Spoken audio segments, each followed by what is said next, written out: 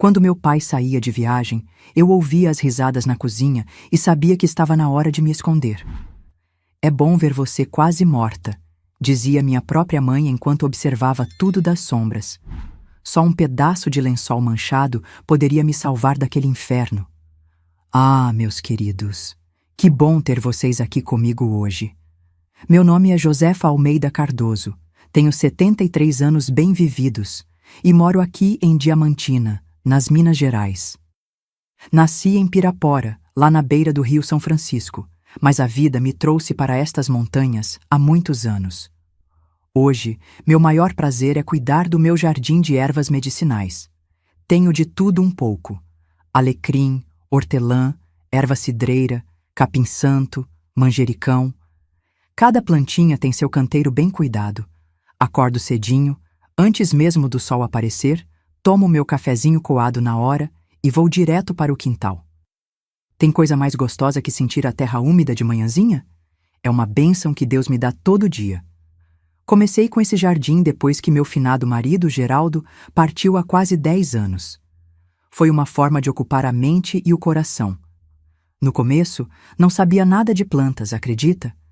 Fui aprendendo com as vizinhas, com livros que meus netos me traziam, e hoje até faço chás e pomadas que ajudam muita gente aqui da redondeza. As pessoas vêm com suas dores, suas aflições, e sempre saem daqui com um remedinho natural e palavras de conforto. Minha casa não é grande, mas tem uma varanda acolhedora, onde coloco uns vasinhos de flores e uma cadeira de balanço antiga. Dali, vejo as montanhas ao longe e agradeço por cada dia que recebo. As paredes são azuis clarinho, uma cor que traz paz, e dentro tenho minhas coisas simples, arrumadas do meu jeito. Na sala, um altar pequeno com a imagem de Nossa Senhora da Aparecida e as fotografias da família toda. Antes de continuar, queria pedir um favorzinho a vocês que estão me assistindo. Se gostarem da minha história, deixem um like e se inscrevam no canal. Isso ajuda muito a levar estas histórias de vida para mais pessoas que precisam ouvir. E me contem aqui nos comentários, de qual cidadezinha vocês estão me assistindo? E em que horinha do dia encontraram este vídeo? De manhãzinha com o café, depois do almoço, ou já de noitinha com as estrelas aparecendo? Eu sempre leio todos os comentários e fico tão feliz em saber de onde vocês são e quando tiram um tempinho do dia para ouvir as histórias dessa vovó aqui. Me conta, viu? Vamos criar uma corrente de carinho. Hoje vou compartilhar com vocês uma história difícil que guardei dentro do meu coração por muitos anos. É sobre sobrevivência, sobre aqueles momentos da vida em que precisamos encontrar força onde achávamos que não existia mais nada. Uma história sobre o silêncio que machuca e a coragem que salva. Minha infância foi marcada por um segredo terrível que acontecia dentro das paredes da nossa casa, longe dos olhos da cidade, mas bem debaixo do olhar de quem deveria me proteger. É dessa jornada que quero falar hoje, de como uma menina assustada encontrou um jeito de fazer justiça e sobreviver para contar essa história. Nasci e cresci em uma fazenda afastada, a uns bons quilômetros de Pirapora. Era uma propriedade grande, daquelas antigas, com um casarão de janelas altas e uma varanda que circulava toda a construção. Naquela época, início dos anos 50, a vida no interior de Minas era outra coisa, meus queridos. Não tinha luz elétrica, água encanada era luxo de cidade grande, e a estrada de terra que levava até lá ficava intransitável quando chovia forte. Meu pai, Jacinto Almeida, era um homem trabalhador, de poucas palavras, mas de coração bom. Alto, forte, com mãos calejadas de tanto trabalhar. Tinha um bigode grosso que me fazia cócegas quando ele me dava beijo de boa noite. Ele era tropeiro, sabe? Viajava por semanas, às vezes meses, levando e trazendo mercadorias entre as cidades do sertão. Era assim que sustentava nossa família numerosa. Minha mãe, Idalina, era uma mulher dura como pedra. Tinha os cabelos sempre presos num coque apertado e um olhar que parecia atravessar a gente. Ela não sorria muito, não. Passava os dias cuidando da casa, dando ordens, sempre ocupada, sempre vigilante. Quando me lembro dela, Vejo suas mãos secas de tanto lavar roupa no tanque e seu avental sempre impecável, sem uma manchinha sequer. Éramos 8 filhos, e eu, a caçula e única menina. Meus irmãos, por ordem de idade, eram Osvaldo, o mais velho, já com seus 21 anos quando eu nasci. Depois vinha o Alfredo, de 19, o Juvenal, de 17, os gêmeos Teodoro e Arnaldo, de 15, o Eustáquio, de 13, e, por fim, o Jerônimo, de 11. Eu vim 7 anos depois do Jerônimo, quando minha mãe já achava que não teria mais filhos. Talvez por isso mesmo, ela nunca pareceu muito contente com minha chegada. Nossa casa era grande, mas simples. No térreo, tínhamos a sala de estar com seus móveis antigos e pesados, a sala de jantar com uma mesa comprida, onde todos nos sentávamos para as refeições, a cozinha ampla com fogão a lenha e despensa, e um quartinho pequeno, onde meu pai guardava suas coisas de viagem. No andar de cima ficavam os quartos, um grande para meus pais, 2 para meus irmãos que dormiam divididos e um pequenino, no final do corredor, que era só meu. As paredes eram grossas de adobe e o assoalho de madeira rangia a cada passo. Minha infância tinha uma rotina bem definida. Acordava com o cantar do galo, tomava um copo de leite fresco com broa de fubá e ia ajudar nos afazeres domésticos que minha mãe determinava. Varria o terreiro, alimentava as galinhas, ajudava a estender a roupa no varal. Quando sobrava tempo, brincava sozinha no quintal, fazendo casinhas de barro ou bonecas de sabugo de milho. A escola? Ficava longe demais. Eu ia só de vez em quando algum de meus irmãos podia me levar de charrete até a escolinha rural, que ficava a uns 6 quilômetros de casa. A professora, Dona Zulmira, era paciente comigo, entendia minhas faltas e me dava lições para fazer em casa. Foi ela quem me ensinou a ler e escrever, um presente que guardo com carinho até hoje. As pessoas da região eram poucas e distantes umas das outras.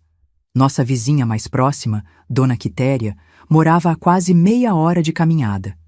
Era uma senhora viúva que criava cabras e fazia um queijo de dar água na boca.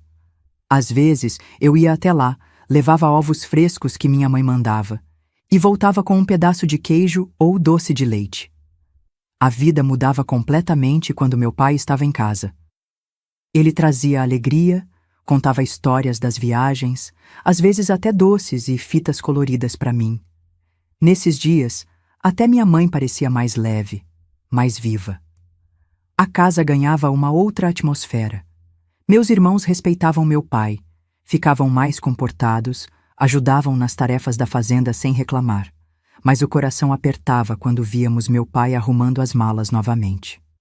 Ele amarrava seus poucos pertences no lombo do burro, ajeitava o chapéu na cabeça e partia pela estrada poeirenta, tornando-se um pontinho cada vez menor no horizonte.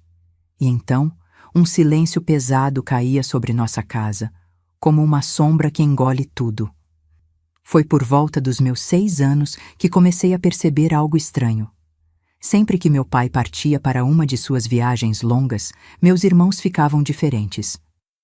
Observava seus olhares, o jeito como cochichavam entre si, as risadas que não entendiam quando minha mãe os reunia na cozinha depois do jantar. Eu era pequena, mas já sentia um frio na barriga, um medo que não sabia explicar. Nossa casa era grande demais, cheia de cantos escuros e portas que rangiam. À noite, deitada na minha caminha, ouvia os barulhos da madeira velha, o vento nas telhas e, às vezes, passos no corredor que me faziam puxar o cobertor até cobrir a cabeça. Mas o que mais me assustava não eram os barulhos da casa antiga, eram os silêncios que vinham depois. Lembro de uma vez, tinha uns 7 anos, eu estava brincando no quintal com uma boneca de pano que Dona Quitéria tinha feito para mim. Vi meu irmão Osvaldo olhando para mim de um jeito diferente, da porta da cozinha. Ele chamou os outros e logo estavam todos lá, me observando como se eu fosse um animalzinho curioso. Minha mãe apareceu atrás deles e disse algo que não entendi, mas que fez todos entrarem de volta. Naquela noite, tranquei a porta do meu quartinho pela primeira vez. A pobreza era grande, mas não passávamos fome. Tínhamos a horta, as galinhas, algumas cabeças de gado. O dinheiro que meu pai trazia das viagens era pouco, mas dava para o essencial. O que faltava mesmo era carinho, sabe? Aquele abraço de mãe, aquela palavra de conforto.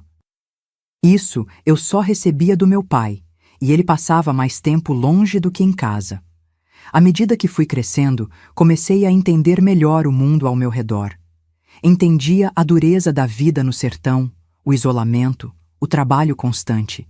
Mas havia algo mais, algo que crescia como uma sombra nos cantos da nossa casa, especialmente nas semanas em que meu pai viajava. O ano em que completei 8 anos foi quando tudo começou a ficar mais claro para mim. Era outono, lembro como se fosse hoje. As folhas das árvores caíam no quintal, formando tapetes amarelados, e o vento frio já anunciava o inverno que estava por vir. Meu pai tinha preparado as malas para uma viagem longa. Iria até o norte de Minas e só voltaria dali a 2 meses. Na véspera da partida dele, estávamos todos na sala após o jantar. Meu pai, sentado na sua cadeira de sempre, me chamou para perto. Colocou-me no colo, como fazia quando eu era menor, e disse palavras que guardo até hoje. Josefinha, minha florzinha do campo, cuide-se enquanto o pai está fora. Seja obediente com sua mãe e respeite seus irmãos. Vou trazer um presente bonito para você quando voltar. Abracei meu pai com toda a força que tinha, como se adivinhasse que precisaria guardar aquele calor por muito tempo. Senti o cheiro de fumo de corda misturado com o sabão de cinzas que minha mãe fazia. Esse era o cheiro do meu pai. De manhãzinha, antes mesmo do galo cantar, ele já havia partido. Naquele mesmo dia, notei algo diferente no ar. Minha mãe e Dalina tinham um brilho estranho nos olhos enquanto varria o terreiro. Meus irmãos trocavam olhares e eu sentia seus olhos me seguindo pela casa, pelo quintal, para onde quer que eu fosse. O mais velho, Osvaldo, me chamou de princesinha durante o almoço. Uma palavra que saiu da boca dele como uma coisa suja. À noite, depois de lavar a louça do jantar, me preparava para subir e me refugiar no meu quartinho quando ouvi minha mãe chamando todos os meus irmãos para a cozinha. Venham, meus filhos, vamos conversar um pouco, ela disse, sem olhar para mim. Um por um, eles foram entrando na cozinha. Osvaldo, Alfredo, Juvenal, os gêmeos Teodoro e Arnaldo, Eustáquio e até o Jerônimo, que era o mais novo deles. Subi para meu quarto, mas a curiosidade era grande. Voltei silenciosamente até o corredor e me aproximei da porta da cozinha, que estava apenas encostada. De onde estava, podia ouvir as vozes abafadas, as risadinhas, o tom conspiratório. Então, escutei a voz da minha mãe, clara como cristal.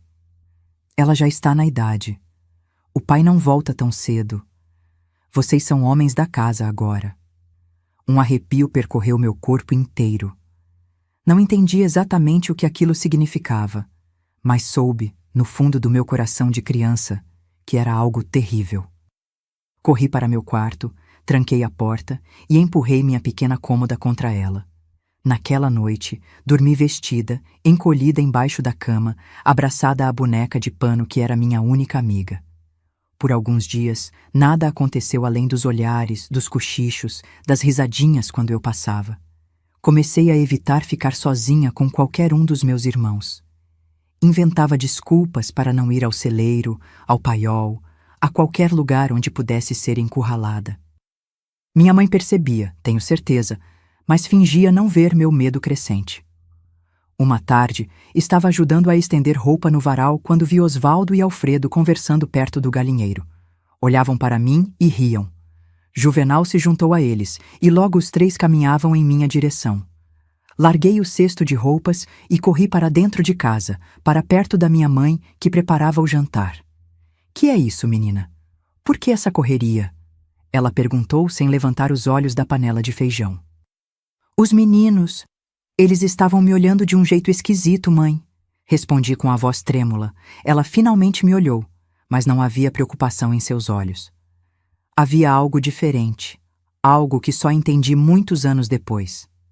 Seus irmãos só estão brincando, Josefa. São homens, é natural. Você precisa aprender a lidar com isso.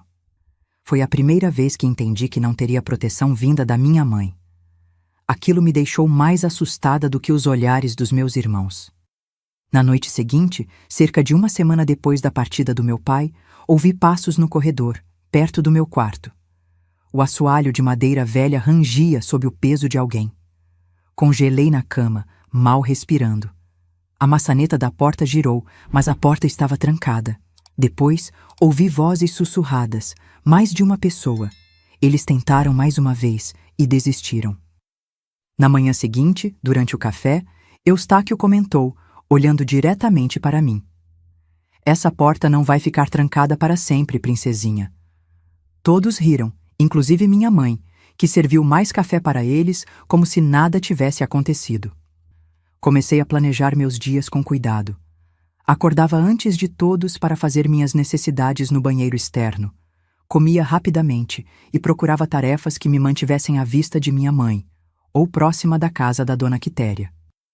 Às vezes, fingia estar doente para poder ficar na cama o dia todo, com a porta trancada. A situação piorou quando descobri que a chave do meu quarto tinha desaparecido. Procurei por toda parte, desesperada, mas sabia, no fundo, que um deles a tinha pego. Naquela noite, arranjei um pedaço de madeira e o encaixei sob a maçaneta, como tinha visto meu pai fazer uma vez durante uma tempestade forte. Foi numa sexta-feira, já no final da tarde, que aconteceu pela primeira vez. Eu estava no quintal, colhendo alguns tomates na horta, quando vi que estava cercada. Osvaldo, Alfredo e Juvenal tinham se posicionado estrategicamente ao meu redor, bloqueando qualquer rota de fuga. Teodoro e Arnaldo vigiavam a entrada da casa. Eustáquio e Jerônimo estavam mais afastados, mas observavam tudo. "Vem cá, irmãzinha", chamou Osvaldo, estendendo a mão. "Queremos só conversar com você." Olhei em volta, desesperada, e vi minha mãe na janela da cozinha. Nossos olhos se encontraram por um momento. Eu implorei silenciosamente por ajuda, mas ela simplesmente fechou a cortina e desapareceu. "Não! Me deixem em paz!" gritei, jogando os tomates neles e correndo para o único lugar que parecia seguro naquele momento. O curral vazio, onde eu poderia me esconder entre os fardos de feno. Eles me seguiram, chamando meu nome, transformando aquilo em uma caçada macabra. Consegui me enfiar num espaço pequeno entre os fardos, onde eles não conseguiam me alcançar facilmente. Fiquei ali, tremendo, até escurecer completamente. Só então, quando a casa já estava silenciosa, me arrisquei a sair e correr para meu quarto. Nos dias seguintes, a tensão só aumentou. A casa, que já era um lugar frio, tornou-se uma prisão, um campo minado onde cada canto podia esconder uma ameaça. Meus irmãos não desistiram. Pelo contrário, o jogo de me aterrorizar parecia diverti-los cada vez mais. Uma noite, acordei com o barulho da minha porta sendo aberta. Meu improviso com o pedaço de madeira não tinha funcionado. Tentei gritar, mas uma mão grande cobriu minha boca. Era Osvaldo. Atrás dele, vi as silhuetas dos outros. E então, no corredor escuro, a figura da minha mãe, observando, sem fazer nada para impedir. "Shh, princesinha", sussurrou Osvaldo. "Chegou a hora de você aprender o que acontece quando o pai não está em casa. O que aconteceu depois? Bem, há coisas que mesmo depois de tantos anos, minha boca se recusa a contar, mas meu corpo lembra, minha alma lembra. Lembra do escuro, dos sons abafados, da dor, do medo paralisante e depois do silêncio. O pior foi depois, quando todos saíram, menos minha mãe. Ela entrou no quarto, acendeu o lampião e me olhou de cima a baixo. Seus olhos não mostravam compaixão, mostravam satisfação. Ela examinou meu corpo machucado, os lençóis rasgados, as marcas que eu tentava esconder. Foi então que ela disse aquelas palavras que ficaram gravadas em mim como ferro em brasa. "É bom ver você sangrar. Mostra que eles são fortes, homens de verdade, como o pai deles." Naquele momento, entendi que não era apenas meus irmãos contra mim. Era minha própria mãe também. A pessoa que deveria me proteger estava orgulhosa do que tinham feito comigo. Depois daquela primeira noite, algo dentro de mim se quebrou. Me tornei uma sombra na própria casa, tentando ser invisível, procurando me esconder nos cantos, evitando qualquer contato. Mas não adiantava. Em uma casa isolada como a nossa, não havia para onde fugir, não havia quem pudesse me socorrer. As semanas se arrastavam, cada dia parecendo uma eternidade. Aprendi a reconhecer os sinais, os olhares trocados entre eles durante o jantar, o jeito como minha mãe os chamava para a cozinha depois e fechava a porta. E então eu sabia que, naquela noite, eles viriam. Não importava onde eu me escondesse, no sótão empoeirado, no porão úmido, atrás dos fardos de feno no curral. Eles sempre me encontravam. Ela está ficando boa nisso, em se esconder. Ouvi Alfredo comentar uma vez, rindo com os outros. Torna a caçada mais divertida. E minha mãe? Ah, minha mãe! Ela nunca participava diretamente, mas estava sempre por perto. Observando das sombras, às vezes dando instruções, sugestões, e depois, sempre depois, vinha aquela inspeção fria, aquele olhar de aprovação ao ver meu sofrimento. Você não é especial, menina, ela me disse certa vez, enquanto eu chorava encolhida na cama. Todas as mulheres da família passaram por isso. É assim que se aprende o lugar de uma mulher nessa casa. Foi então que entendi. Aquilo não era algo novo. Era uma tradição perversa, passada de geração em geração. Minha mãe provavelmente tinha vivido o mesmo horror em sua juventude, e agora, em vez de proteger a própria filha, perpetuava o ciclo. O pior era quando tentava buscar ajuda. Uma vez, consegui chegar até a casa de Dona Quitéria. Estava machucada, com marcas nos braços que não podia esconder.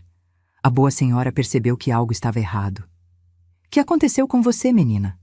Ela perguntou, passando um unguento nas minhas escoriações. Caí do celeiro. Menti, de olhos baixos. Queria contar. Deus sabe como eu queria. Mas as palavras ficavam presas na garganta. E mesmo que conseguisse falar, o que Dona Quitéria poderia fazer? Uma viúva idosa contra 7 homens e minha mãe? Quando voltei para casa naquele dia, minha mãe me esperava na porta, braços cruzados, olhar severo. Andou falando o que não deve com a velha Quitéria?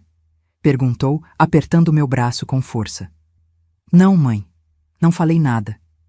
Melhor assim. Ninguém acreditaria em você mesmo, e se tentasse contar a alguém de novo... Ela não completou a frase, mas o olhar dizia tudo.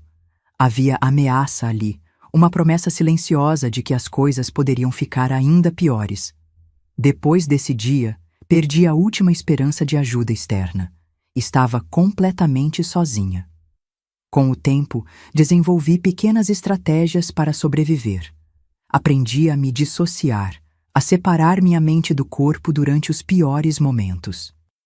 Imaginava que estava longe dali, voando como os pássaros que via da janela do meu quarto, livres no céu de Minas Gerais. Criei um lugar seguro dentro da minha cabeça, onde ninguém podia me machucar. Também descobri pequenos esconderijos pela fazenda. Um buraco na parede do celeiro, coberto por tábuas soltas. O espaço entre o telhado e o forro no sótão. A antiga cisterna seca nos fundos da propriedade. Lugares onde podia me esconder por algumas horas, onde podia chorar sem ser ouvida. Comecei a guardar comida, pedaços de pão, frutas secas, qualquer coisa que não estragasse rápido. Escondia nos meus refúgios para os dias em que não conseguia enfrentar a mesa de jantar, os olhares, as risadinhas, a presença sufocante deles. Minha saúde começou a deteriorar. Emagreci tanto que minhas costelas apareciam sob a pele. Meu cabelo, antes forte e brilhante, começou a cair em tufos. Tinha pesadelos constantes, e muitas vezes molhava a cama, o que só servia como mais uma desculpa para os castigos. A escola se tornou um refúgio temporário nos dias em que conseguia ir. Dona Zulmira notou a mudança em mim. Eu, que antes era uma menina curiosa e falante, agora mal abria a boca, sentava no fundo da sala e me encolhia quando alguém se aproximava. Josefa, o que está havendo, minha querida?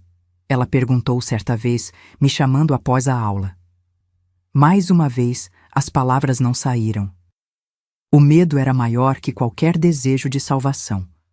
Apenas balancei a cabeça e murmurei que estava tudo bem, que estava apenas cansada. O tempo passava e meu pai não voltava. A viagem, que deveria durar 2 meses, se estendeu para 3, depois 4. Mais tarde, descobri que houve uma enchente que bloqueou as estradas, impedindo seu retorno. Cada dia a mais era uma sentença, um prolongamento do meu tormento. Em casa, os abusos se tornaram mais frequentes, mais violentos. Meus irmãos pareciam competir entre si para ver quem conseguia me machucar mais. E minha mãe observava tudo com aquele mesmo olhar de satisfação doentia. "Você está tornando meus filhos homens de verdade", ela disse certa noite, enquanto passava um pano úmido nos meus ferimentos. Não por compaixão, mas para evitar que infeccionassem e chamassem atenção quando meu pai voltasse. Comecei a pensar em fugir. Planejava juntar o pouco dinheiro que conseguia, algumas moedas esquecidas nos bolsos das calças dos meus irmãos quando lavava a roupa, uns trocados que Dona Quitéria me dava quando a ajudava com as cabras. Imaginava pegar a estrada e ir para longe, para qualquer lugar que não fosse aquela fazenda maldita. Mas para onde iria uma menina de 8 anos, sozinha no mundo?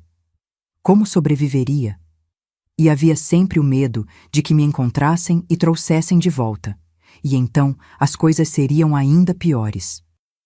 Uma noite, após um abuso particularmente brutal, fiquei deitada no chão do meu quarto, sentindo a madeira fria contra meu rosto. Pela primeira vez, pensei em desistir completamente, em simplesmente fechar os olhos e não acordar mais. Parecia a única saída possível daquele inferno. Foi então que ouvi os cascos de cavalo no terreiro, um alvoroço na casa, vozes excitadas. "É o pai! O pai voltou!" Era a voz de Jerônimo, o mais novo dos meus irmãos. Meu coração disparou. Meu pai estava de volta. Ele poderia me salvar. Mas então o pânico tomou conta de mim. Como explicar meu estado?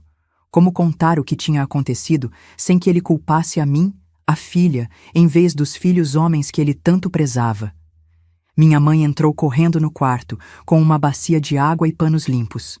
"Levanta, menina, seu pai está chegando. Limpe esse rosto, vista uma roupa limpa. E se ele perguntar, você caiu do celeiro, entendeu? Caiu do celeiro várias vezes." Ela me ajudou a me lavar e vestir, penteou meu cabelo ralo para esconder as falhas, me fez beber um chá amargo para dar cor às suas bochechas e me levou para a sala. Meu pai entrou, carregando suas malas e sacos de mercadorias. Parecia maior do que eu lembrava, mais forte, mais seguro. Corri para ele, abraçando suas pernas, sentindo o cheiro familiar de poeira da estrada e fumo. "Minha pequena Josefinha", ele exclamou, me erguendo nos braços. Mas então parou, me olhando com atenção. "O que houve com você, menina? Está tão magrinha, tão pálida." Antes que eu pudesse responder, minha mãe interveio. "Ela andou doente, Jacinto. Uma febre que não passava, e essa menina é tão desastrada, vive caindo, se machucando." Meu pai franziu a testa, não totalmente convencido. Passou a mão pelo meu rosto, notando as manchas escuras sob meus olhos, os lábios rachados. "Vou levar você ao médico em Pirapora na próxima semana, filha." Aquela noite foi diferente. Com meu pai em casa, meus irmãos mantiveram distância. A casa parecia respirar outro ar. Jantamos todos juntos à mesa grande, como uma família normal.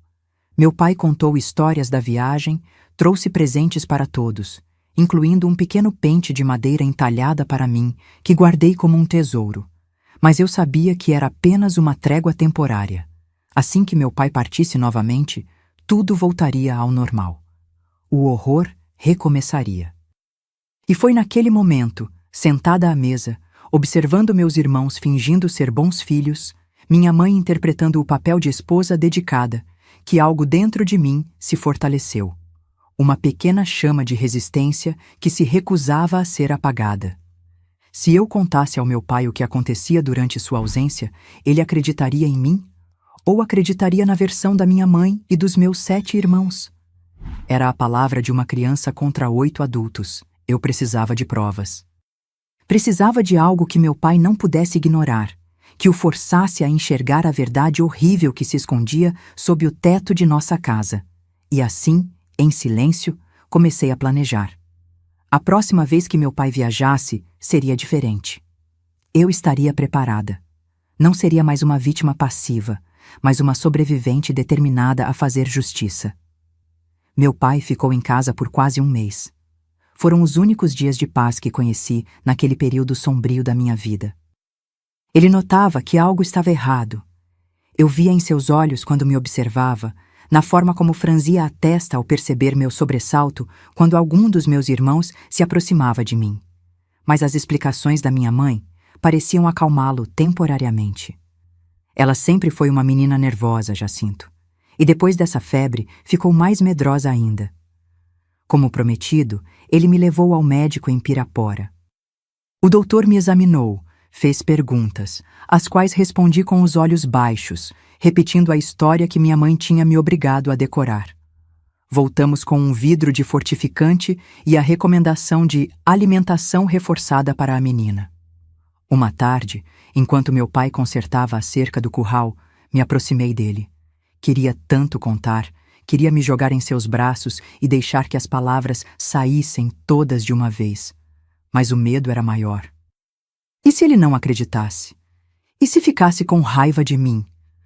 Pior ainda, e se acreditasse, confrontasse meus irmãos e minha mãe, e depois partisse novamente, me deixando à mercê deles, agora com ainda mais raiva? O que foi, Josefinha? Ele perguntou, notando minha hesitação. Nada não, pai, respondi, engolindo o nó na garganta. Só queria ficar perto do senhor. Ele sorriu, aquele sorriso bom que iluminava seu rosto cansado, e me deixou ajudá-lo, segurando as ferramentas enquanto trabalhava. Pequenos momentos como esse eram meu único consolo. Mas então chegou o dia que eu tanto temia. Meu pai anunciou durante o jantar que precisava partir novamente. Uma viagem curta desta vez, apenas 3 semanas, para entregar uma encomenda importante em Montes Claros. Volto antes da festa de São João, ele prometeu, bagunçando meu cabelo. E vamos fazer uma fogueira bem grande, assar milho e batata doce, como você gosta. Naquela noite não consegui dormir. Sabia o que aconteceria assim que meu pai cruzasse os portões da fazenda. Sabia que a reunião na cozinha aconteceria, que os olhares voltariam, que o pesadelo recomeçaria. Mas desta vez, algo estava diferente dentro de mim. Não era apenas medo, era raiva, uma raiva que crescia como brasa acesa no meu peito. Na manhã seguinte, meu pai partiu ao primeiro canto do galo. Observei da janela do meu quarto, enquanto ele se afastava pela estrada de terra, ficando cada vez menor até desaparecer na curva. Não chorei desta vez. Estava ocupada planejando. Não precisei esperar muito. Naquela mesma noite, após o jantar, ouvi o chamado da minha mãe. Meninos, venham para a cozinha. Temos que conversar. Subi rapidamente para meu quarto, tranquei a porta com a nova chave que meu pai tinha providenciado, após eu reclamar que a antiga havia sumido, e empurrei a cômoda contra ela, como sempre fazia. Mas desta vez não me escondi. Peguei uma pequena faca que tinha surrupiado da cozinha dias antes e a escondi sob o colchão. Não para usá-la contra eles, eles eram muitos e fortes demais, mas para me dar coragem, para sentir que tinha algum controle. As horas passaram. A casa foi ficando silenciosa. Já era tarde quando ouvi os passos no corredor, o rangido familiar das tábuas do assoalho, vozes sussurradas. Ela trancou a porta de novo. Arrombe? Não, o pai vai notar. Tenho uma ideia melhor.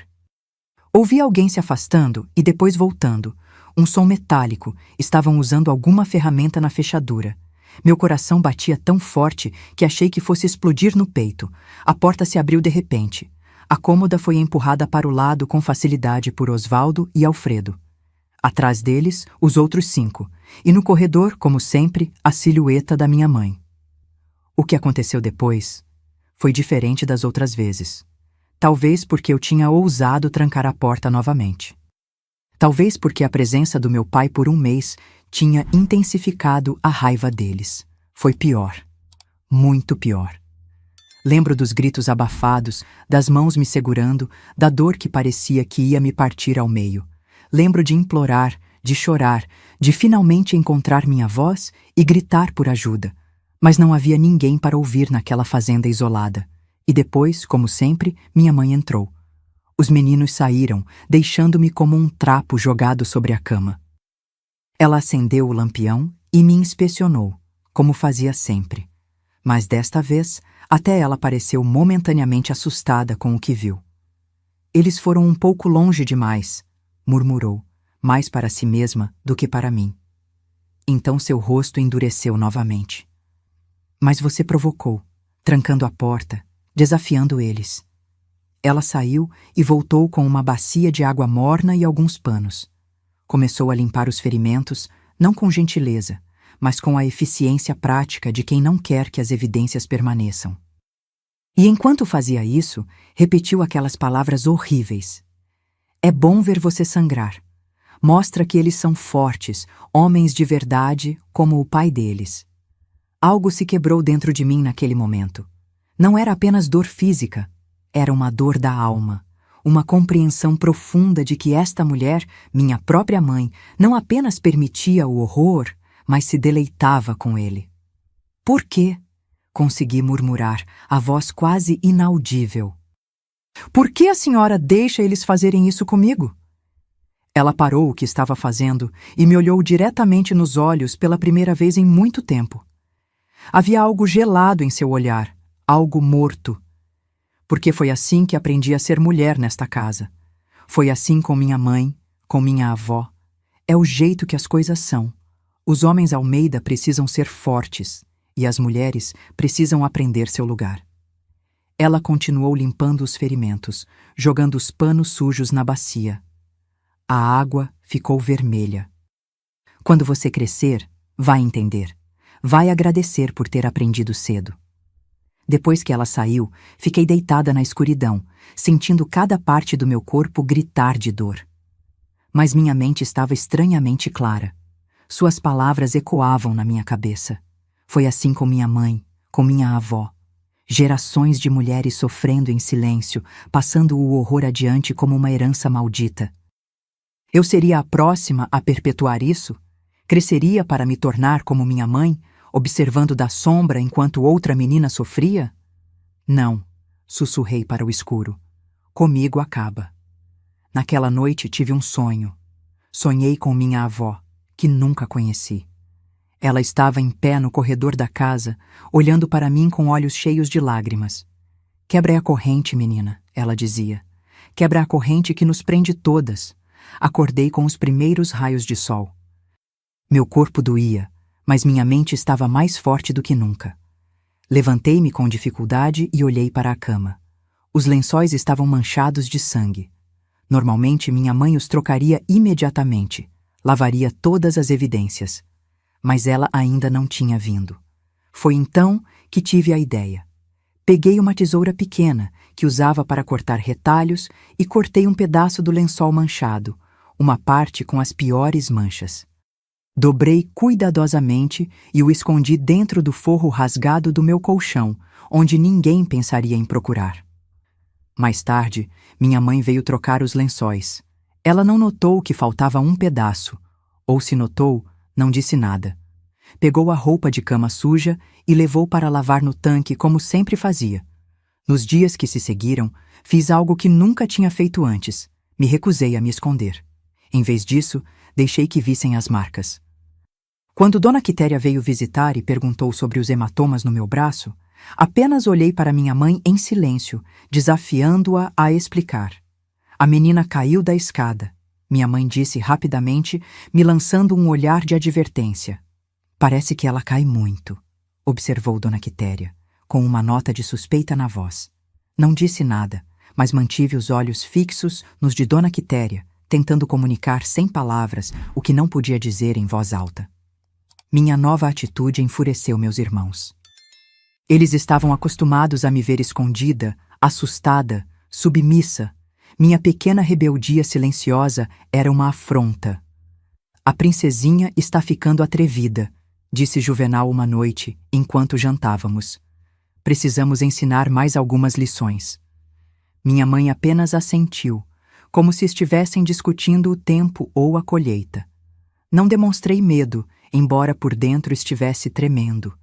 Sabia o que viria, mas desta vez tinha um plano. Quando eles vieram naquela noite, não lutei como das outras vezes. Não implorei. Fiquei em silêncio, deixando que fizessem o que sempre faziam. Era como se meu espírito tivesse se separado do meu corpo, pairando acima, observando tudo de longe. E em algum lugar dentro de mim, uma voz repetia: "Isso vai acabar. Isso vai acabar quando meu pai voltar." Depois que eles saíram, minha mãe fez sua inspeção habitual. Notei que ela parecia irritada com minha falta de reação. "O que foi, menina? Perdeu a língua?" Não respondi. Apenas a olhei, tentando memorizar cada detalhe do seu rosto, sabendo que em breve tudo mudaria. Ela saiu, visivelmente perturbada com meu silêncio. Assim que fiquei sozinha, levantei-me, ignorando a dor, e cortei outro pedaço do lençol. Este era ainda mais significativo que o primeiro. O escondi junto com o outro. Na manhã seguinte, peguei uma das minhas poucas roupas, um vestido simples de algodão, e o rasguei em alguns lugares estratégicos. Escondi também, junto com os pedaços de lençol. Os dias passavam lentamente.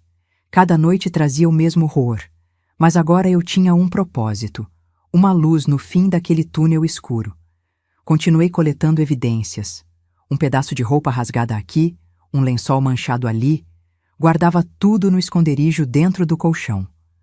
Uma semana antes da data prevista para o retorno do meu pai, minha mãe começou os preparativos. A casa foi limpa de cima a baixo, lençóis novos foram colocados em todas as camas. Ela me chamou para a cozinha e me olhou com severidade. "Quando seu pai voltar, você vai se comportar normalmente. Vai sorrir, vai dizer que está melhor, que aquela febre passou. Entendeu?" Assenti silenciosamente.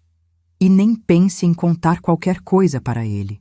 Ele nunca acreditaria em você contra todos nós. E se tentasse?"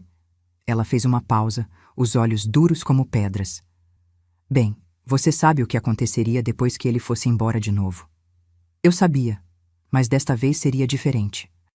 Desta vez eu tinha provas. Na véspera da chegada do meu pai, não dormi. Fiquei deitada, olhando para o teto, ensaiando mentalmente o que faria.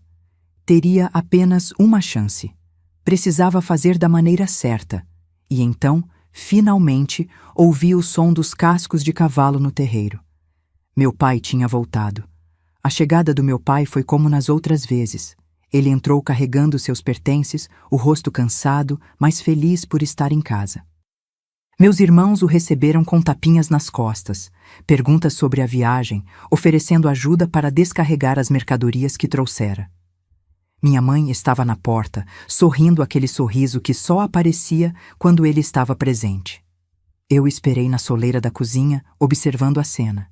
Meu pai me viu e abriu os braços. "Josefinha, venha cá, minha florzinha." Corri para ele, como sempre fazia, mas desta vez havia um peso dentro de mim, o conhecimento do que estava prestes a fazer. Ele me ergueu no ar e me girou, então me colocou no chão e examinou meu rosto. "Você parece melhor, graças a Deus." Aquela cor voltou às suas bochechas. Minha mãe apressou-se a confirmar. "Sim, ela melhorou bastante, Jacinto. O fortificante que o doutor receitou fez maravilhas." O fortificante que ela nunca me dera, que ficara guardado no armário da cozinha, intocado. O restante do dia transcorreu normalmente. Jantamos todos juntos. Meu pai contou histórias da viagem, disse que os negócios tinham sido bons. Falou sobre a festa de São João que aconteceria em poucos dias. Prometeu que faríamos uma fogueira grande. "E vou até a cidade comprar uns foguetes e bombinhas para vocês, meninos," disse, arrancando sorrisos dos meus irmãos. Observei-os, sentados à mesa, interpretando o papel de filhos exemplares. Osvaldo, Alfredo, Juvenal, Teodoro, Arnaldo, Eustáquio, Jerônimo, cada um deles sorria e conversava como se não tivessem feito o que fizeram, como se não fossem monstros. Naquela noite, Esperei. Sabia que precisaria de um momento a sós com meu pai, longe dos olhos vigilantes da minha mãe. Deitei na cama, mas não dormi, atenta a qualquer som. De madrugada, ouvi meu pai se levantar. Ele costumava acordar cedo, antes de todos, para tomar café e checar as coisas na fazenda. Era minha chance. Levantei-me silenciosamente. Peguei os pedaços de lençol e roupa que tinha escondido e os coloquei dentro da minha camisola. Abri a porta do quarto sem fazer barulho e desci as escadas, evitando os degraus que rangiam. Meu pai estava na cozinha sozinho, bebendo café. Parei na porta subitamente insegura. E se ele não acreditasse em mim? E se ficasse com raiva? Ele me viu e sorriu, surpreso. Josefinha, acordou cedo hoje, minha filha. Quer um pouco de café com leite? Entrei na cozinha, meu coração batendo tão forte que achei que ele pudesse ouvir. Sentei-me à mesa, de frente para ele. Pai, comecei, a voz quase um sussurro. Preciso mostrar uma coisa para o senhor. Algo no meu tom deve ter alertado meu pai. Ele colocou a xícara na mesa e me olhou com atenção. O que foi, minha filha? Minhas mãos tremiam quando puxei os pedaços de lençol e roupa de dentro da camisola. Coloquei-os sobre a mesa, bem na frente dele. Meu pai olhou para os trapos manchados, sem entender no início. Então, lentamente, a compreensão começou a surgir em seu rosto. O que é isso, Josefinha? Ele perguntou, a voz mudando de tom, ficando mais grave. São dos meus lençóis, pai, respondi, reunindo toda a coragem que tinha. E este pedaço é do meu vestido. Meu pai pegou os retalhos, examinando-os cuidadosamente. Seu rosto foi mudando. Primeiro confusão, depois desconfiança, e finalmente uma expressão que nunca tinha visto antes, algo entre horror e fúria. Quem fez isso com você? Perguntou, as palavras saindo entrecortadas, como se cada uma custasse um esforço enorme. Respirei fundo. Era o momento. Não havia volta. Meus irmãos, pai, todos eles, quando o senhor viaja. Meu pai ficou imóvel, segurando os pedaços de tecido manchados. Vi sua mão tremer, os nós dos dedos ficando brancos de tanta força com que apertava os retalhos. E sua mãe? Ele perguntou, a voz quase inaudível. Senti as lágrimas escorrendo pelo meu rosto, mas mantive os olhos fixos nos dele. Ela sabe. Ela vê tudo. Depois ela vem e diz... Ela diz que é bom me ver sangrar, que mostra que eles são fortes, homens de verdade, como o senhor. Foi como se tivesse dado um golpe físico no meu pai. Ele recuou na cadeira, o rosto pálido como cera. Por um momento terrível, achei que não tinha acreditado em mim, que ia chamar minha mãe, contar o que eu tinha dito, e então tudo ficaria ainda pior.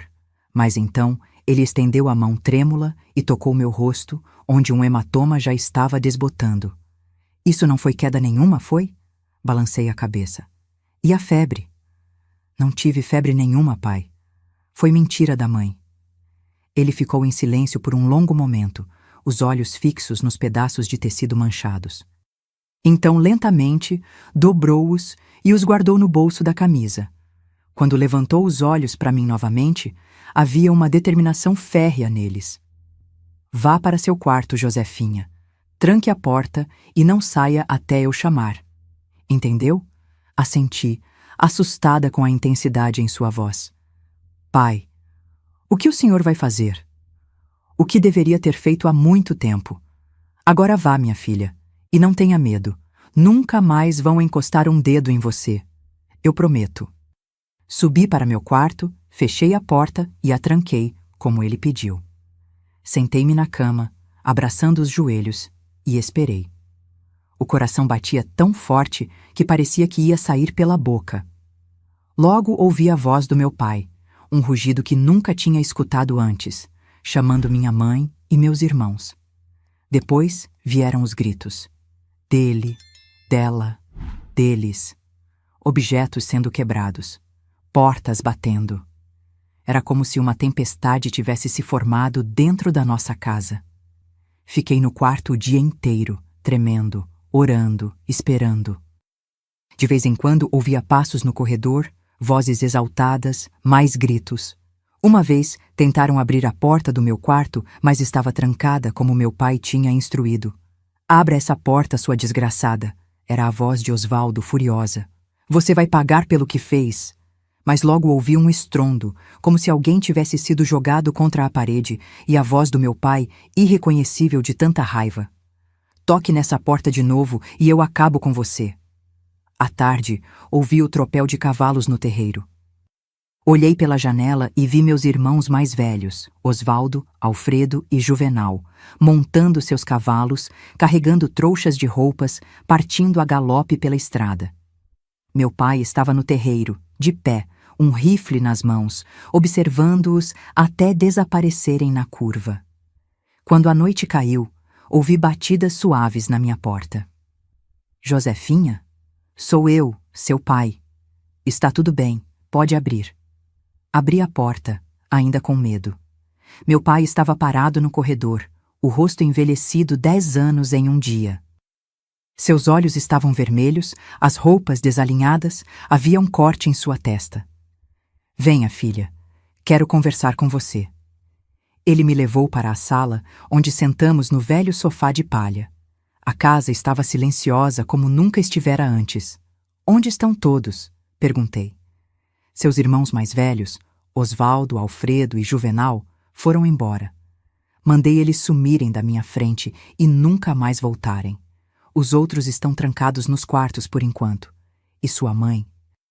Ele fez uma pausa, passando a mão pelo rosto cansado. Sua mãe está no celeiro. Vou levá-la para a cidade amanhã. Para a cidade?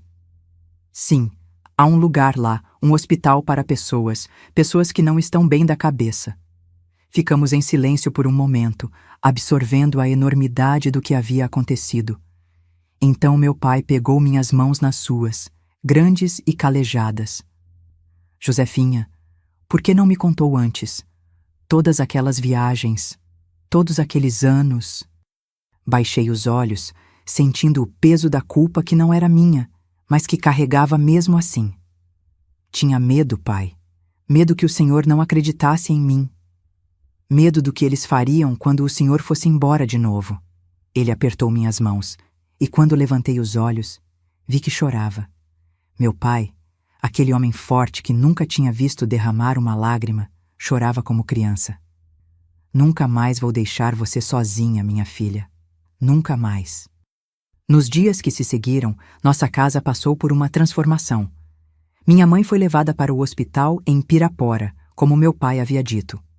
Os gêmeos, Teodoro e Arnaldo, foram enviados para trabalhar em uma fazenda distante, de um primo do meu pai em Montes Claros. Eustáquio e Jerônimo, os mais novos, permaneceram, mas sob vigilância constante. Meu pai contratou Dona Quitéria para vir todos os dias cuidar da casa e de mim quando ele precisasse sair. Nunca mais fiquei sozinha com meus irmãos. Aos poucos, comecei a me recuperar. As marcas no corpo sararam, embora as da alma levassem muito mais tempo. Voltei a frequentar a escola regularmente. Dona Zulmira, percebendo a mudança em mim, me dava atenção especial, ajudando-me a recuperar as lições perdidas. Foi nessa época que conheci Lourdes, filha de um comerciante que tinha se mudado recentemente para a região. Ela tinha minha idade e logo nos tornamos amigas. Era a primeira amiga de verdade que eu tinha na vida. Com ela, aprendi a brincar de novo, a rir, a ser criança. Meu pai cumpriu sua promessa. Reorganizou seu trabalho para não precisar fazer viagens longas. Quando era inevitável, levava-me com ele ou me deixava na casa de Dona Quitéria, nunca mais sozinha naquela fazenda. Com o tempo, vendemos a propriedade. Havia muitas memórias ruins ali, sombras em cada canto. Mudamos para mais perto da cidade, para uma casa menor, mas mais alegre, com janelas grandes que deixavam entrar o sol. Nunca mais vi minha mãe ou meus irmãos mais velhos. Soube, anos depois, que Osvaldo tinha morrido em uma briga de bar em algum lugar no norte de Minas. Dos outros, nunca mais tive notícias. Eustáquio e Jerônimo, Com o tempo e sob a orientação firme do meu pai, tornaram-se homens diferentes do que poderiam ter sido. Nunca falávamos sobre o passado, mas havia um entendimento silencioso entre nós, uma linha que nunca mais seria cruzada. A mudança não aconteceu da noite para o dia. Foram anos de cura, de reconstrução. Houve pesadelos, crises de choro, momentos em que o passado voltava como uma onda, ameaçando me afogar. Mas meu pai estava sempre lá, uma rocha onde eu podia me agarrar. Um dia, já adolescente, encontrei coragem para perguntar ao meu pai sobre o que minha mãe tinha dito, que aquele horror era uma tradição na família. É verdade, pai? Aconteceu com a mãe também? Com a avó? Meu pai suspirou profundamente, os olhos perdidos em memórias distantes. Sua mãe veio de uma família ruim, Josefa. Muito ruim. Quando a conheci, ela já estava quebrada por dentro. Pensei que podia salvá-la com amor, com uma vida nova. Mas algumas feridas são profundas demais. Ele fez uma pausa, olhando para mim com olhos cheios de uma mistura de tristeza e orgulho. Mas você, minha filha, você quebrou a corrente. Você teve a coragem que ninguém mais teve. Foi naquele momento que entendi completamente. Eu não era apenas uma sobrevivente. Era uma libertadora. Com minha pequena rebelião, minha recusa em aceitar o destino que queriam me impor, tinha mudado o curso de gerações. Cresci sob os cuidados do meu pai e de Dona Quitéria, que acabou se tornando uma segunda mãe para mim. Estudei, formei-me professora, seguindo os passos da minha querida Dona Zulmira. E prometi a mim mesma que passaria adiante não o horror que tinha recebido, mas a força que tinha descoberto dentro de mim. A dor não desapareceu completamente. Nunca desaparece. Mas aprendemos a conviver com ela, a transformá-la em algo útil, em uma bússola moral que nos guia para nunca infligir nos outros o sofrimento que conhecemos. E quando, anos depois, encontrei um bom homem, me casei e tive meus próprios filhos, quebrei definitivamente aquele ciclo maldito que por tanto tempo tinha envenenado minha família. Criei meus filhos com amor, com respeito, com a certeza de que nunca conheceriam o tipo de horror que marcou minha infância. Foi assim que venci, no final das contas. Não apenas sobrevivendo, mas vivendo, plenamente, com dignidade, com amor. Transformando a dor em propósito, a sobrevivência em renascimento. Hoje, aos meus 73 anos bem vividos, acordo todos os dias agradecendo a Deus por mais um amanhecer. Minha casinha aqui em Diamantina é simples, mas é meu cantinho de paz. As paredes azuis, as janelas com cortinas de renda que eu mesma fiz, os vasos de plantas na varanda, tudo tem um pedacinho da minha história. Como cheguei a Diamantina, é uma história de amor. Conheci meu Geraldo quando já dava aulas em Pirapora, eu com 25 anos, ele com 28. Era um homem bom, carpinteiro de profissão, que tinha vindo fazer um serviço na escola onde eu trabalhava. Lembro como se fosse hoje, ele medindo as janelas para fazer novos batentes e eu, curiosa, perguntando sobre seu trabalho. Nossos olhos se encontraram e algo naquele olhar me disse que podia confiar. Namoramos por 2 anos antes de nos casarmos. Geraldo sabia do meu passado. Contei tudo a ele antes de aceitar seu pedido de casamento. Achei que talvez ele desistisse de mim ao saber, mas em vez disso, segurou minhas mãos e disse: Josefa, você é a mulher mais forte que já conheci. Seria uma honra passar o resto da minha vida ao seu lado. Nos casamos em uma cerimônia simples, com a presença do meu pai, já envelhecido, mas feliz por me ver seguindo em frente. Dona Quitéria estava lá também, orgulhosa como se fosse minha mãe, e minha amiga Lourdes foi minha madrinha de casamento. Vivemos em Pirapora por mais alguns anos, até que Geraldo recebeu uma proposta para trabalhar em uma marcenaria em Diamantina. Era uma oportunidade boa demais para recusar. Mudamos em 1982, eu já com 30 anos. Foi difícil deixar meu pai, mas ele entendeu que era o melhor para nós. Ele nos visitava sempre que podia, até que o bom Deus o levou, em 1990. Em Diamantina, continuei dando aulas, agora em uma escola municipal. Geraldo prosperou na marcenaria, chegando a abrir seu próprio negócio alguns anos depois. Fomos abençoados com 3 filhos: Renato, o mais velho, hoje com 47 anos, Clarice, nossa filha do meio, com 45, e Tadeu, o caçula, com 42. Criei meus filhos com muito amor e atenção, sempre vigilante para que nunca sofressem o que sofri, mas também cuidando para não sufocá-los com proteção excessiva. Foi um equilíbrio delicado, e muitas noites passei acordada, preocupada se estava fazendo o certo. Geraldo foi um pai maravilhoso, presente, amoroso, firme quando necessário, mas sempre gentil. Nossos filhos cresceram sabendo o valor do respeito, do trabalho honesto, da bondade. Nunca souberam em detalhes o que aconteceu na minha infância. Não quis manchá-los com esse horror, mas entendiam que havia dores no meu passado que às vezes ainda me visitavam nos pesadelos. A vida em Diamantina foi boa para nós. A cidade, com suas ruas de pedra, suas igrejas antigas, seu ar de história viva, tornou-se nosso lar verdadeiro. Fizemos amigos, envolvemo-nos na comunidade. Eu participava do grupo de oração da igreja e do clube do livro. Geraldo tocava violão nas festas da cidade e ajudava na reforma das casas históricas.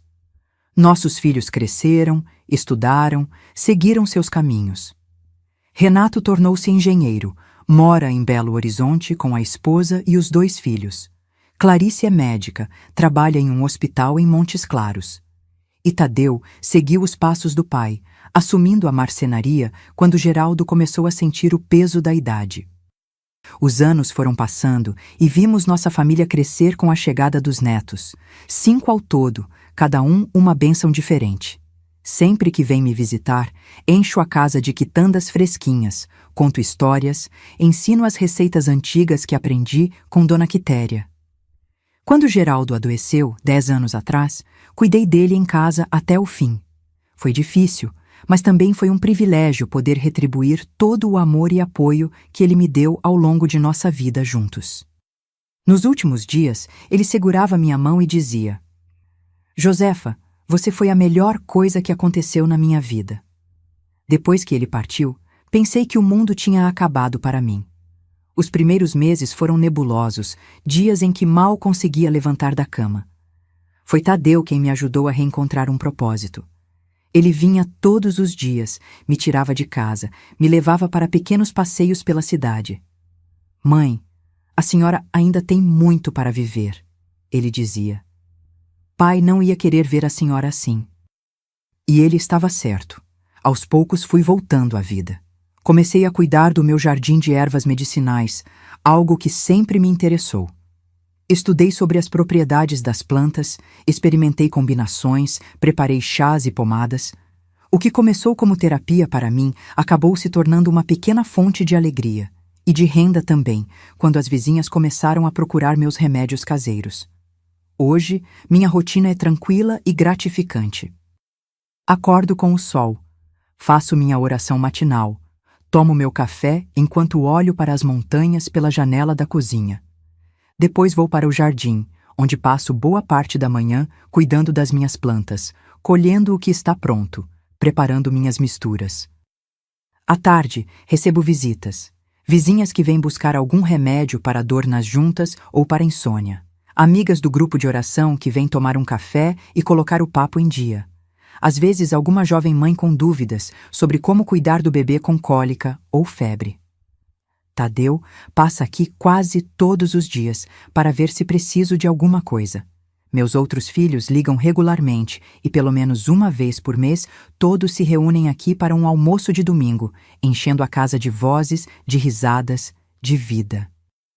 Nos fins de semana, gosto de sentar na minha cadeira de balanço na varanda e observar a movimentação da rua. As crianças brincando, os vizinhos passando e acenando, a vida seguindo seu curso.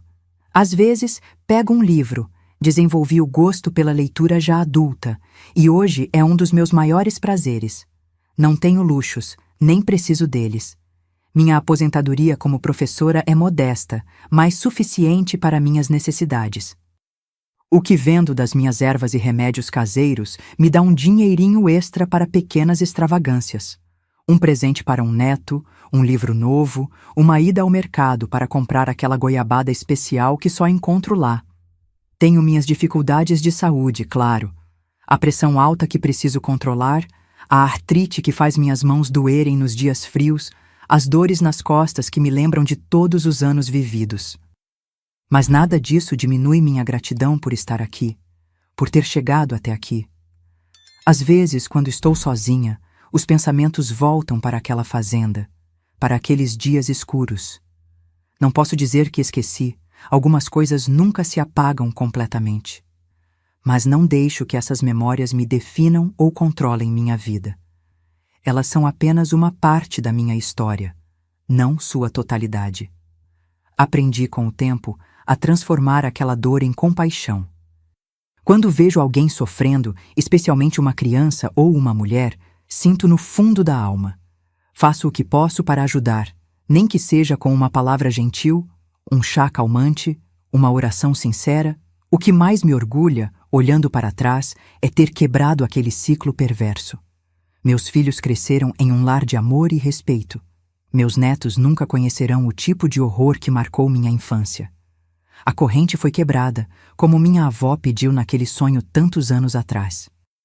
E assim sigo, dia após dia, agradecida por cada amanhecer, por cada pequena alegria, por cada momento com minha família. A vida, com todas as suas dificuldades, é um presente precioso. E eu, Josefa Almeida Cardoso, aos 73 anos, aqui na minha casinha em Diamantina, posso dizer que aprendi a vivê-la em plenitude. Meus queridos que me acompanharam até aqui, abri meu coração para compartilhar uma história que por tantos anos guardei em silêncio.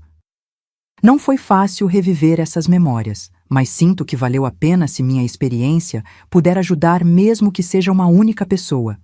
Se você está passando por situações de abuso, saiba que não está sozinho. O silêncio é o maior aliado de quem machuca, e a palavra, por mais difícil que seja pronunciá-la, é o primeiro passo para a libertação.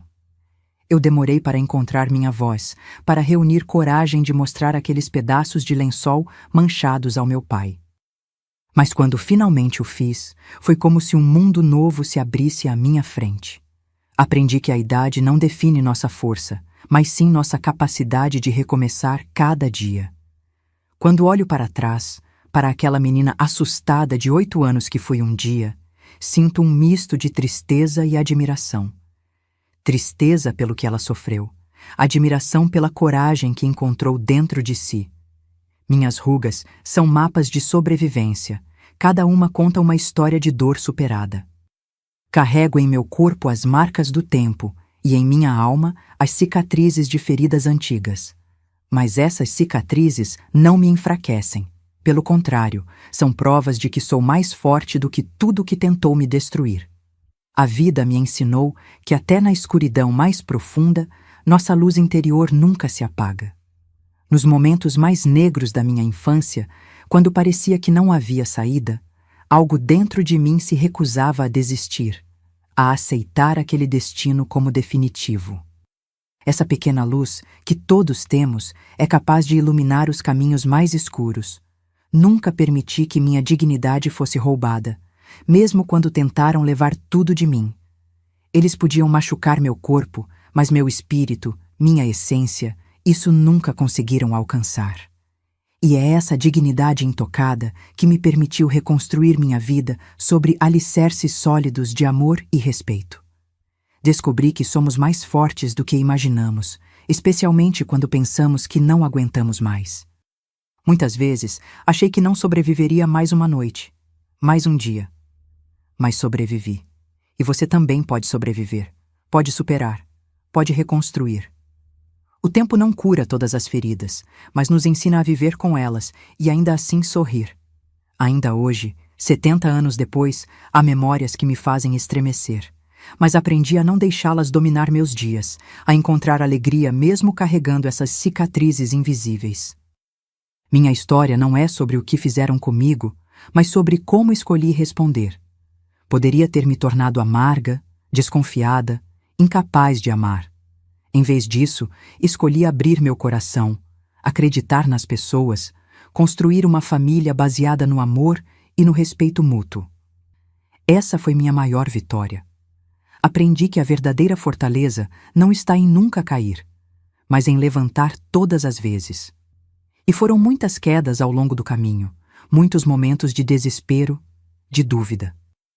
Mas cada vez que me levantei, fiquei um pouco mais forte, um pouco mais sábia. O abuso deixa cicatrizes invisíveis, mas a recuperação mostra que podemos florescer mesmo depois da tempestade.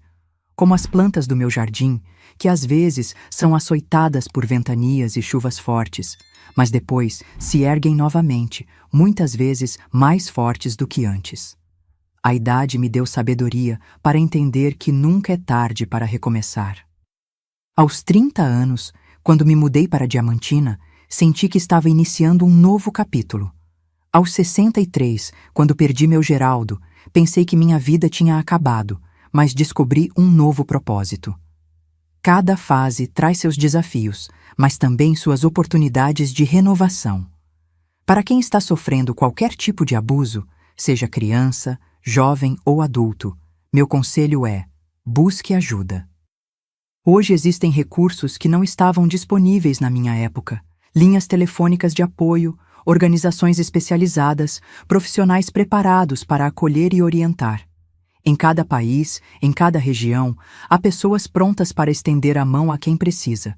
Se você conhece alguém que possa estar em situação de abuso, fique atento aos sinais: mudanças bruscas de comportamento, isolamento, tristeza inexplicável, marcas físicas, medo excessivo. Às vezes, uma palavra gentil, um ouvido atento, pode ser o primeiro passo para ajudar alguém a se libertar. A dignidade e o respeito são valores universais, não importa onde você esteja. Cada um de nós merece ser tratado com humanidade, com compaixão. E cada um de nós tem o poder de fazer a diferença na vida de alguém que está sofrendo. Meus queridos filhos e filhas que me assistem agora, esta vovó tem um pedido especial para fazer. Se esta história tocou seu coração, se você se identificou com ela ou conhece alguém que possa estar passando por algo parecido, por favor, inscreva-se no canal e ative o sininho. Agora mesmo. Cada inscrição é como uma mão estendida, uma forma de dizer que histórias como a minha precisam ser ouvidas, que o silêncio precisa ser quebrado. Compartilhe este vídeo imediatamente com pessoas que você ama e se preocupa. Esse simples gesto pode ser a luz que alguém está precisando para encontrar coragem, para saber que não está sozinho em sua dor. Quantas crianças, quantas mulheres, quantos idosos estão sofrendo neste exato momento, achando que não há saída? Seu compartilhamento pode ser o primeiro passo para a libertação de alguém. E deixe nos comentários a palavra dignidade, para que eu saiba que você assistiu até o fim, que você ouviu minha história completa e está comigo nessa missão de quebrar correntes de abuso. Faça isso, agora. Não espere nem mais um minuto. Sua ação pode ajudar a salvar vidas. Agradeço do fundo do meu coração por terem me acompanhado até aqui. Que Deus abençoe cada um de vocês, que proteja suas famílias, que encha seus lares de amor e respeito. E lembrem-se sempre, por mais escura que seja a noite, o sol sempre volta a brilhar. Esta vovó aqui é prova viva disso.